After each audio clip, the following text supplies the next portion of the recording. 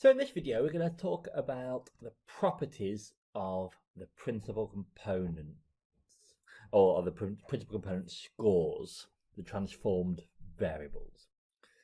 So the jth principal component score, so I'm using PC here to mean principal component. The jth principal component scores are Yij,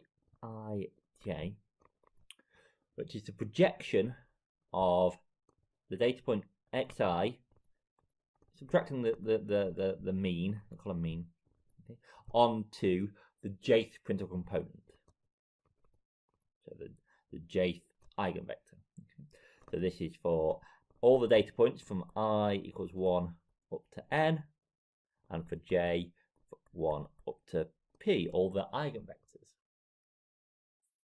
So the VJs here are the principal components, or sometimes called the loadings,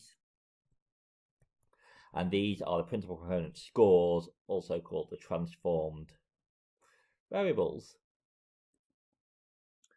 So in vector notation, Yi, which is Yi1 down to Yip, that is just going to be the matrix of eigenvectors V, all transposed, times xi minus x bar. So just to remind you, V here is the orthogonal matrix that appears in the spectral decomposition of S. So if the spectral decomposition of S is V sigma squared V transposed. Okay. I've written sigma squared here for the diagonal matrix of eigenvalues to indicate that they're the singular values squared.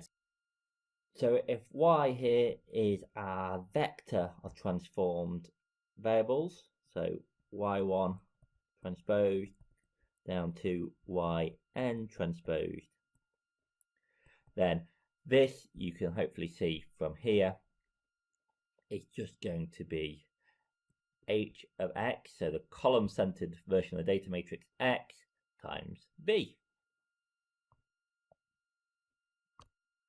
Now, if x tilde is h of x, okay, the centered data matrix, and if this has singular value decomposition u sigma v transposed here, where sigma is the matrix of singular values, then we can see that another way of writing this is that the transform variables y are just u sigma.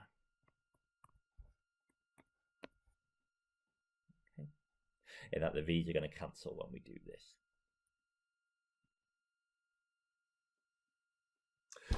So there's various properties here that we want to think about for these transform variables. The first property we want to think about is that the sample mean of the transform variables is 0.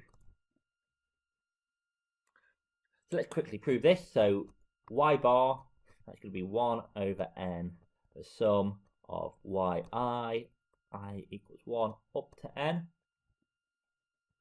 That's 1 over n, the sum of v transposed x I minus x bar.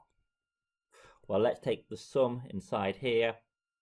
That's just going to be 1 over n v transposed, the sum over I of xi minus x bar, and that is 0, as the sum of x bar, I equals 1 up to n, is just n x bar, which is just the sum of the xi's. Okay, so the sample mean of the transformed variables is 0. That's useful. The second property is that the sample covariance matrix of y1 up to yn is just the diagonal matrix of eigenvalues, or the diagonal matrix of singular values squared. So this is lambda 1 up to lambda n. So not lambda n, that should be lambda p, shouldn't it? So i.e. Yij is uncorrelated with Yik for k not equal to j. And the variance of y1j up to ynj is just lambda j.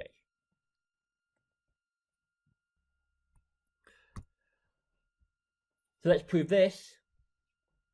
We know that the sample mean of the y's is 0, so the sample covariance of y1 up to yn is just 1 over n, the sum of the yi transposed, okay, as y bar is 0.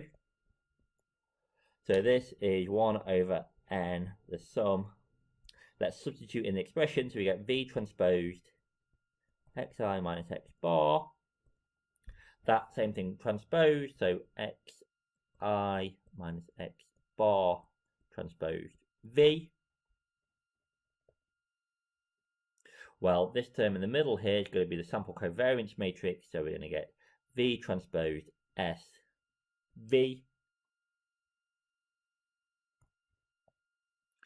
Now, if we substitute the spectral decomposition for S, we're going to get V transposed V lambda V transposed, sorry. And I'm forgetting to underline all my matrices here, aren't I? Okay. And if we multiply this out, we're going to see that V transpose V is identity. So we're going to see that this works out just to be capital lambda, the matrix of eigenvalues. Okay. So that's the second property, that these transform variables are uncorrelated, and that the variance of each individual variable is just the eigenvalue, lambda I.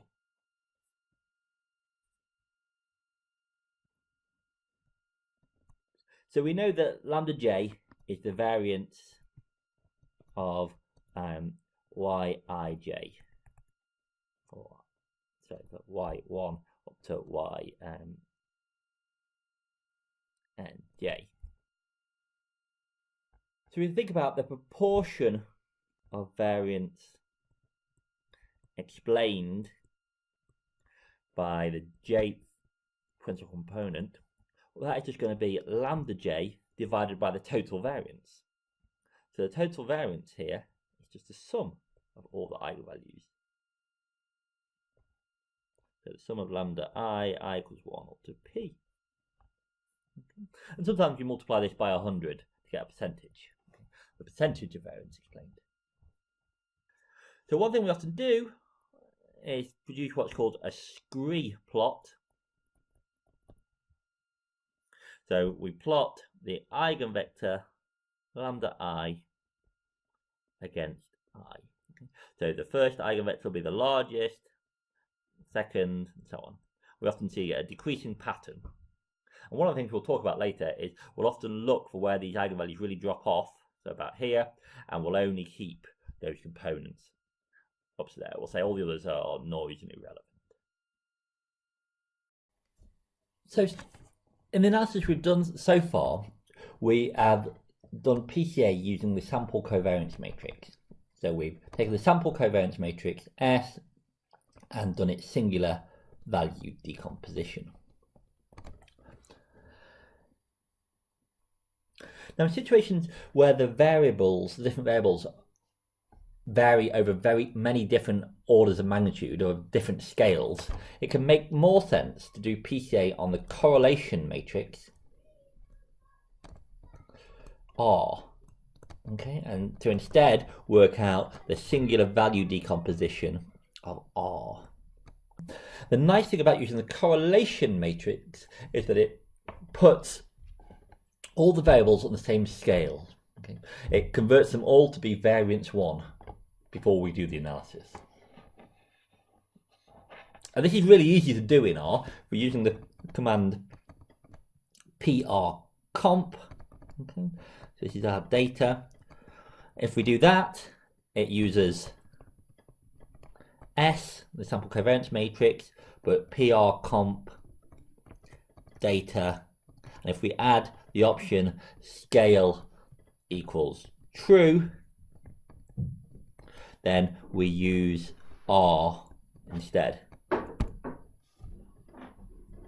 So it's largely a matter of taste, or kind of judgment about whether we use R or S, but it's worth doing both in many cases.